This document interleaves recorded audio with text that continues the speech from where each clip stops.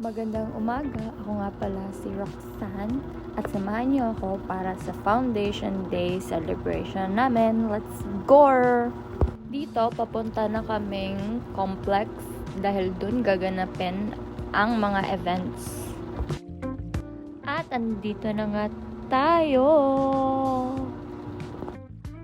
Diyan ay papasok na ako sa loob at nakita kong may mga estudyante na rin na nakatambay. At ang oras na yan is alas 7 pa lang ng umaga. Ang aga nila, no? Banda dyan ay inaayusan na isa-isa para magkaparehas kami sa gagawin naming bench shield competition mamaya-maya lamang. Diyan naman ay ako na ang inipitan para makapagsimula na din. Dito banda ay kinukuhanan kami ng litrato kaya napahinto ang aming pag-verdure. Ayun, at nag-umpisa na nga ang bench shield competition. Tignan nyo, ang lilinis at ang gaganda talaga tignan. Kudos sa mga nanalo. Tingnan nyo naman yun guys. Kahit nasa gilid lang kami, kitang-kita namin na ang gagaling talaga nila. Ayun, at ang event ay nagsimula na din. Ito nga pala ang mga nagagapuhan at nagagandahang mga representante sa iba't ibang departamento. Uy, bakit ka andyan girl? Hindi ka kasali dyan. Dito banda ay ang gagaling talaga ng mga taga Roosevelt. Tignan nyo guys kung gaano sila kagaling.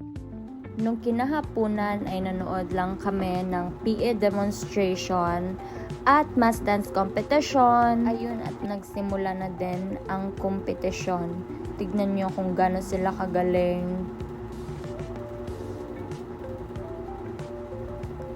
Lahat pala ng departamento sa aming paaralan is nagrepresenta talaga ng kanilang iba't ibang departamento. Galing nila. At nung kinagabihan naman ay nanood kami ng duet competition at novelty dance. Tingnan nyo kung gaano sila kagaling.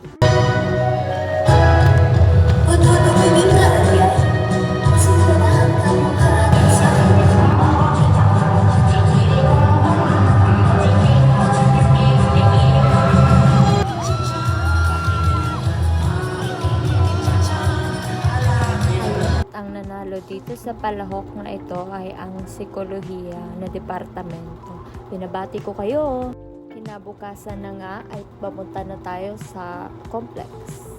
Ayun, at nakarating na tayo dito at nagsimula na nga nung pagkadating natin. Ang aabangan natin ngayon ay yung ASEAN Dance Competition. Uy, ano yun? Tao ba? Ay, at may singing contest din pala. Dito ay nagsimula na nga ang palahok.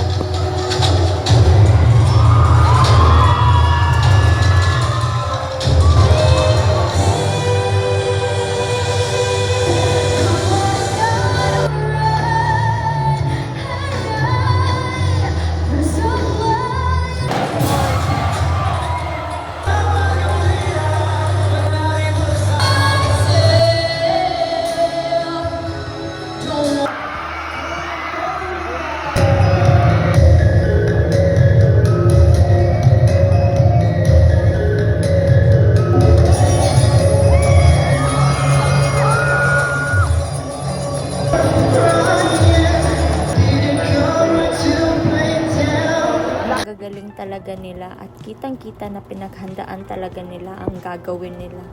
Hindi na pala ako nakapag-video ng lahat kasi umuwi na. Kinabukasan na nga ito at ito na ang pinakaiintay ng lahat, ang Mr. and Miss CRMC. Dito ay nagsilabasan na nga sila at tignan nyo ang gaganda nilang lahat. At dahil nga nagbibihis pa ang ating mga kandidato at kandidata, narito naman ang iba't ibang kaluhok na nagtanghal. Ang gagaling din nila. Makikita talaga natin na nag-enjoy sila sa ginagawa nila at pinaghandaan din. Ito na nga sila at nagbabalik ang gugwapo at ang gaganda. Ang bilis at itinanghal na nga ang ating 5 nangungunang mga kandidata. Dito banda ay nag-aabang na kami ng resulta kung sino ba talaga ang tatanghaling Mr. and Miss CRMC ng taong ito.